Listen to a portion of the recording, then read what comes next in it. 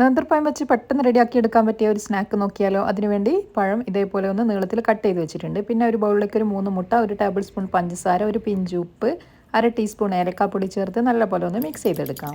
പെട്ടെന്ന് തന്നെ റെഡിയാക്കി എടുക്കാൻ പറ്റിയ നല്ല ടേസ്റ്റ് ആയിട്ടുള്ള ഒരു സ്നാക്കാണിത്. പിന്നെ ഇതേപോലെ കനം കുറഞ്ഞ സേമിയ കൈ കൊണ്ടൊന്ന് പൊടിച്ചെടുക്കുന്നുണ്ട്.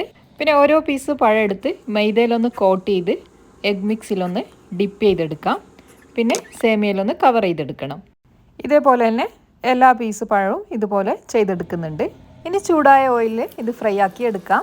മീഡിയം ഫ്ലെയിമിൽ വെച്ച് ഇത് ഫ്രൈ ആക്കി എടുക്കാം. നല്ല ക്രിസ്പി ആയിട്ടുള്ളൊരു സ്നാക്കാണ് ഇത്.